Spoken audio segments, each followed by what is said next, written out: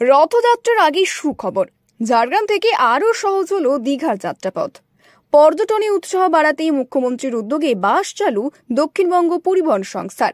আগামীকাল রথযাত্রা, দেশ জুড়ে উৎসবের আমেজ ইতিমধ্যেই ছড়িয়ে পড়েছে। এবার দীঘা জগন্নাথ মন্দিরকে কেন্দ্র করে বেড়েছে পর্যটকদের উন্মাদনা। সেই ভিড় সামাল দিতে ও সাধারণ মানুষের যাতায়াত আরও সহজ করতে বড় সিদ্ধান্ত নিল রাজ্য সরকার।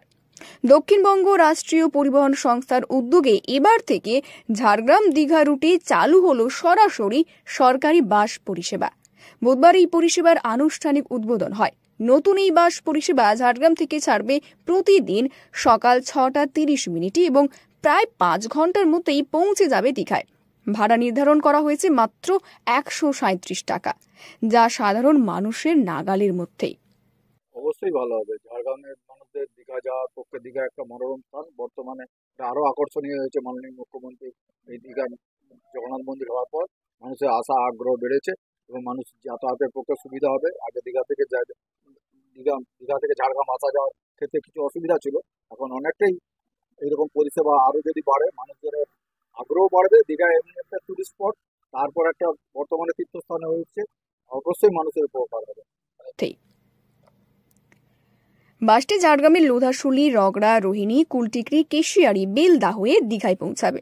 ফেরার পথে বাসটি দীঘা থেকে দুপুর 1:30 ছাড়বে এবং সন্ধ্যা 6:30 নাগাদ ঝাড়গ্রামে ফিরে আসবে। পরিবহন সংস্থার চেয়ারম্যান সুভাষ মণ্ডল জানান, মুখ্যমন্ত্রীর নির্দেশে ঝাড়গ্রামে সাধারণ মানুষের কথা মাথায় রেখেই এই পরিষেবা চালু করা হয়েছে। খুব কম খরচে এবং স্বল্প সময়ে দীঘা পৌঁছানো যাবে এই বাসে। ভবিষ্যতে এই রুটে বাসের সংখ্যা আরও বাড়ানোর পরিকল্পনাও রয়েছে। শুধু ঝাড়গ্রাম নয়, একই দিনে পুরুলিয়া থেকেও দীঘাগামী নতুন সরকারি বাস পরিষেবা চালু হয়েছে। এখন সারা বাংলা কেন, বাংলার বাইরের মানুষও দীঘাতে 6 দিন 7 দিনের জন্য আসছে। মহাপ্রভু দর্শন করবে, মহাপ্রভুর ভোগ খাবে, আরতি দেখবে, এরকম মানুষের একটা ঢল নেমে গেছে।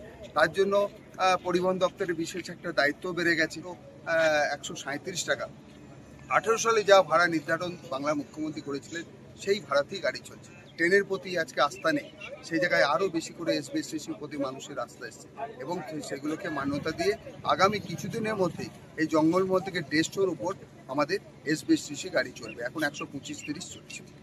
থেকে বাস ছাড়বে সকাল 6:45, ঝাড়গ্রামে পৌঁছবে 10:30 এবং পরে দুপুর 3টে নাগাদ রওনা দেবে দীঘার উদ্দেশ্যে। দীঘা থেকে সকাল 6:45 রওনা হওয়া বাসটি পৌঁছাবে ঝাড়গ্রামে সকাল 11:30। প্রতি বছর রথযাত্রার সময় দীঘায় পর্যটকদের ভিড় চোখে পড়ার মতো। এবার ঝাড়গ্রাম, পুরুলিয়া, পশ্চিম মেদিনীপুরের মানুষ আরও সহজে, নিরাপদে ও সাশ্রয়ী খরচে সরকারি বাসে দীঘা সফর করতে পারবেন। কারণ আগে তো ছিলই না এখান থেকে দীঘার কোনো যোগাযোগ, বা ট্রেনেও যোগাযোগ নেই। বাস পরিষেবাটা যদি সঠিক মতো চলাচল করে তাহলে ঠিকই থাকবে, মোটামুটি ভাড়াও কম হবে আর পরিষেবাও ভালোই পাবে। না না না, ট্রেন যোগাযোগ ছিলই না, বাসও যোগাযোগ ছিল না, এই চালু হলো, ভালো লাগলো। অনেকটাই ভালো হবে। দক্ষিণবঙ্গ রাষ্ট্রীয় পরিবহন সংস্থা সূত্রে জানা গিয়েছে, শুধু রথযাত্রা নয়, আগামী দিনে শীতকালীন পর্যটন মরশুমেও নতুন নতুন রুটে বাস পরিষেবা চালু করার পরিকল্পনা নেওয়া হয়েছে।